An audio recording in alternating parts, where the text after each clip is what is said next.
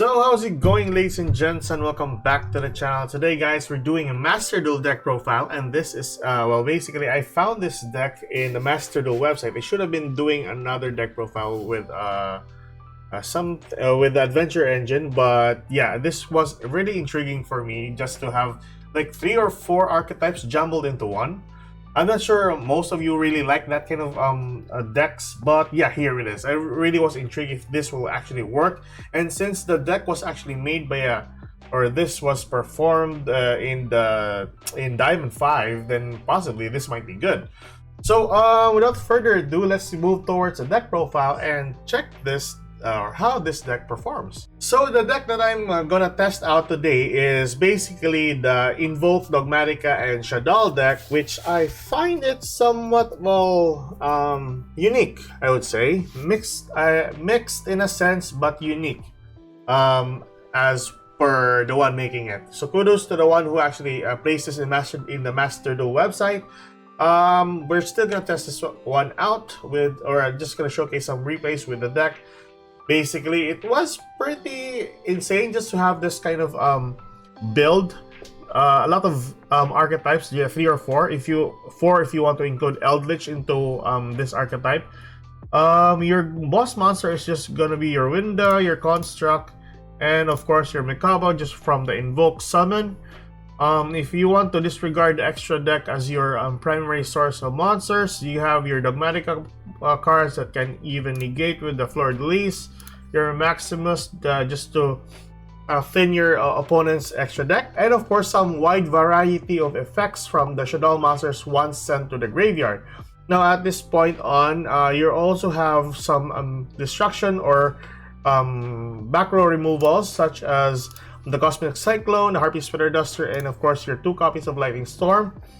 Other than that, mostly you're going to be running towards fusion or whole pack of fusion summons. That's why most of your extra deck monsters are fusions. And then with the inclusion of Drool and Lockbird just to stop your opponent from getting more resources out from their deck, is really something of quite good actually. Basically, your only hand trap is Ash Blossom, and this was actually cut down to 2. Other than that, you have Cold-Blooded Grave and no apparent other negations for that matter. The one board breaker I can see here is just actually your Super Poly that can target one of those pesky boss monsters on your opponent's side of the field. If ever you have negated all of them, then you can have your Lightning Storm just to destroy well, basically all your opponent's monster. So other than that, it's a slow grind towards your boss monsters, and having a 42 card deck really is gonna be a hard time. So let's go into the replays and I'll showcase to you guys how this deck works. Let's go. So this is the replays that we're gonna start off with, and basically we got a strong hand for Drool and Lockbird, Dogmatic Ecclesia, Shadal Fusions, Nadir Servant, and of course a Schism. Our opponent is going first. I forgot what deck we are going up against. Oh, Spiral, yeah. Okay. So what I know about Spiral is they use a ton of resources from their deck, which of course just dropping off Drool and Lockbird will easily get us an advantage. So Quick Fix and Drone is going to be linked off into Double Helix, and then Double Helix will use its effect, and it's real summoning the Quick Fix back to the field. On our turn, we drew into Wendy, which is not really a problem. Use the effect of Shadal Fusion. Our opponent is going to use Ash Blossom. Needless to say, that was it was fine.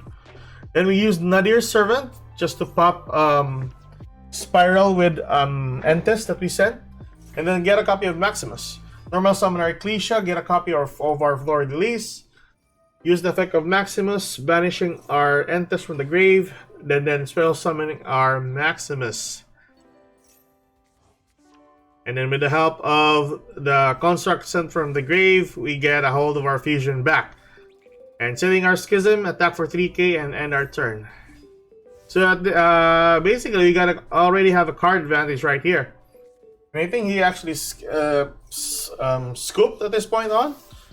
So one thing I know, they do a lot of spiral summon for spirals. So that's one thing I really want to stop. That's why I will summon Wendy to the field. There we go. That's basically their end board right there. And with the help of Fleur de Lis, just negate out the last problem of their deck or on my field, and that's it. So on the next game, we have a starting hand of Shadow Beast, a Super Poly, Shadow Fusion, and a Lightning Storm alongside the Schism. So our opponent is still going first. Really sucks. And I think we're going up against a Synchro deck. Well, basically junk deck, junk synchros. So this is actually a ton of combos. So just fast forward this one. Junk Speeder, Spiral Summoning a lot of tuners from the grave. Or from the deck, and then Spiral Summoning Junk Synchro. Jet Synchro is going to be sent to the graveyard for Stardust Charge. And then sync off to Stardust Dragon. And then last Synchro Summon will be Shang Ying. So that's basically it. On our turn, we have actually a good starting hand. And we drew, and of course we drew into Ecclesia, which is pretty much good as our advantage. Shadow Fusion into App Cologne. App Cologne, you will negate one Chang Ying. Use the effect of Beast just to draw one card, and Wendy is gonna banish, or wait, Spiral Summon one Shadow monster.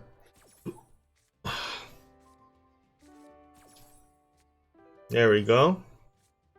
Super Poly, our Shadow monster. For Stardust Dragon into our Wendigo. Now I really included one, well, basically Wendigo into this lineup because most often of times our opponent is using Sword Souls. So Barrel on the Floor is a wind monster. You can go target that with Super Poly and one of your Shadow monster. So that's pretty good.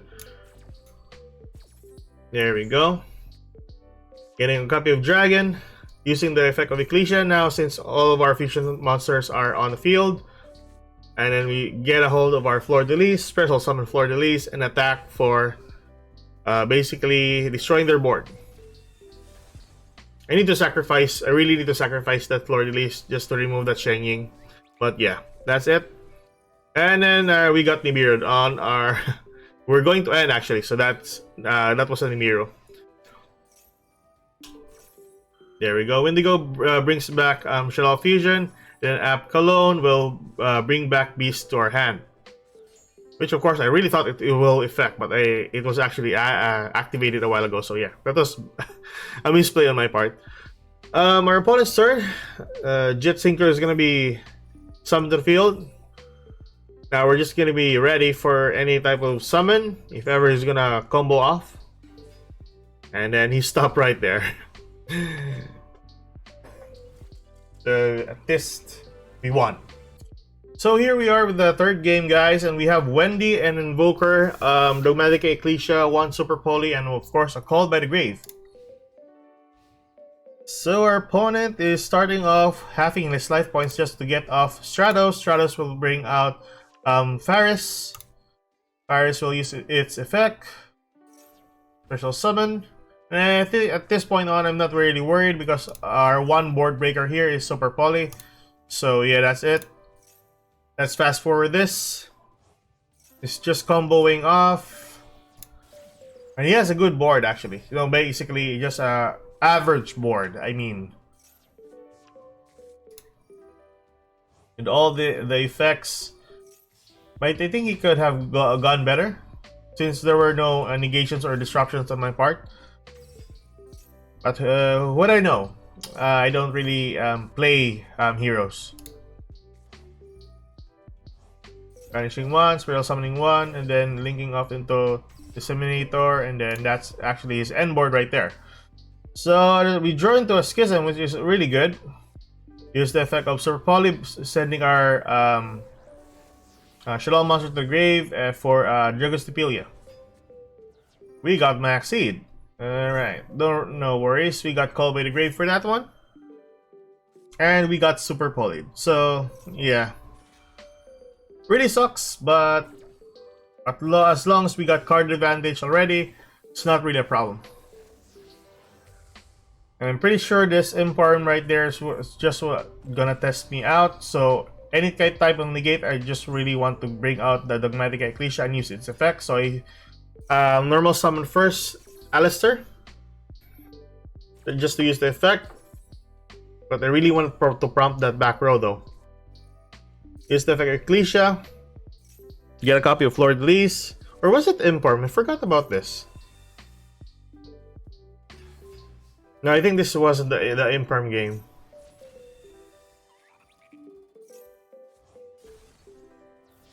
Then attack for 3k.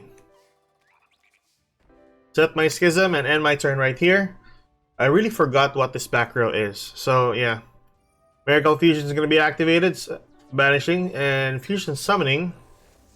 And Sunrise. And then battle for 2,700, I mean 1,700 to my life points. And ending my turn, or ending his turn. From this point on, we just use Schism for Winda, just to restrict him from ever spell summoning a lot of monsters.